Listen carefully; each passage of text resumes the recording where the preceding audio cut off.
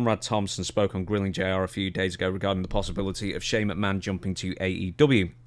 The quote is, I know for sure that Shane McMahon has reached out to wrestlers on the AEW roster to at least hypothetically discuss the idea. Are we saying that's going to happen? No, we are saying that's not that crazy of an idea. Because it isn't. I don't think it's something we're unable to do. It depends on what he wants to do. So, Dave Meltzer said that he's spoken to people on both sides, and that essentially Tony Khan has also agreed and said that he's never spoke to Shane in his life. But then in a subsequent interview, he also said that Shane McMahon is always welcome in AEW. So, let's just play a bit of hypothetical here. Shane McMahon in AEW. Can you see it happening? Well, in wrestling, never say never. Because I've seen a lot of weird things in the wrestling business.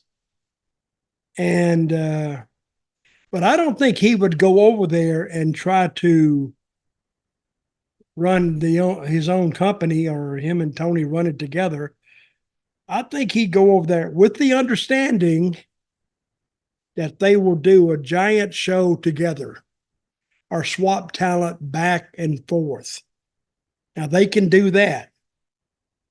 So, and while he has the pedigree, like that word, while he has the pedigree to go in there and run it for Tony, I don't think those two would get along. Tony's run it for 5 years under his own money, run it the way he wanted, done his TV deal. So what could McMahon do? Well, that's a good question. I mean, let's say he's not going in to like be a shareholder in the company or actually take control over it or whatever it is. Let's say he's just an on-screen presence. I mean, is he better served in ring? Is he better served as an authority figure? Does AEW need an authority figure? I mean, does AEW need a McMahon when AEW was created to be an alternative to WWE? Where would he fit in? Well, I could see him coming in, and they could tell a hell of a story. But Tony has he has a way of getting ahead of the story. He has the matches before they're ready. I think just because it's like he's playing on a little chessboard. It's just for his own amusement, and it can be for his own amusement. He has the money to finance that. But if he would take his time, and Shane, I think, would bring him back to earth, slow him down, I hope, and say, let's tell the story. What I would see Shane coming in is he comes in, and everybody knows he's got a lot of money too. He doesn't have as much as Tony Khan does. But still, money's money. So he wants to come in and make him a deal where he wants to take over the company, or at least 51% of it. I've done this angle before. I've done it in Puerto Rico, and we run for 2 years on it. Who was it Carlos Colon and who? It wasn't Carlos. It was actually it was IWA, and it was Savio Vega. Ah. And not me, but I was never on TV there hardly. But it was Savio trying to take over the company. It's the same, like you remember the Dallas JRU series. And all that. Yeah. It was who was going to take over the company? Who was going to run it?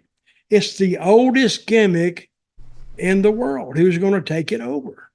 And so I think Shane and Tony could work something like that. But I would hate to see the form of it after that they got it, because they could probably run by the story too quickly. Where'd you go? Oh, sorry, I was just shutting a window. Do carry on.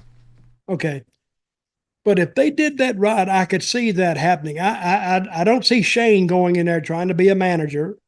I don't see Shane going in there. And now I think the only way that he would go is if WWE and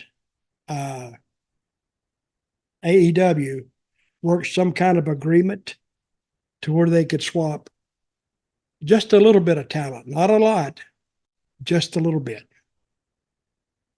But that would also rely on Shane being persona non grata, or the opposite of, for WWE. I mean, he's got no connections to WWE now. He hasn't in a couple of years. So, I mean, that would involve a lot of political maneuverings to get that going. What is wrestling? It's political from the get-go. It's, oh, make a deal here, make a deal there, go behind this guy's back, go behind that guy's back.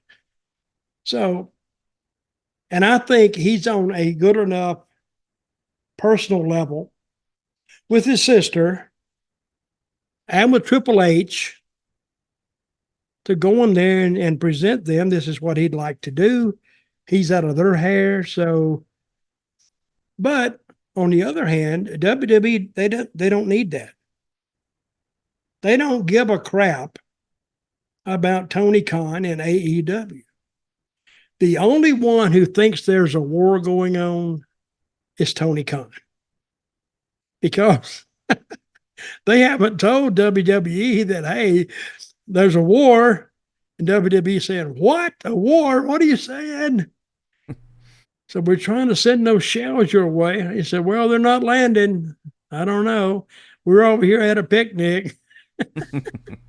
And you're out there fighting. But see, to have a war, both sides have to know, and WWE doesn't know. Yeah, I don't see in taking your considerations, doubling them in. Yeah, I don't see Shane going there. And if he does go there without trying to do any kind of an agreement with WWE, I'll give it 3 months, and it'll die the death of a dog. Did you ever see Shane during the Zeb Colter run, or did Shane never go backstage to WWE shows during that time? I bet I've never said more than 50 words to Shane. He was always in another group. I'd say hello to him. He wasn't overly friendly. I mean, he was friendly, but, he had other things to do. But, no. Did he ever referee any of like Bradshaw's matches, or the Bruise Brothers matches? Ron and Dom, by the way. No, never did.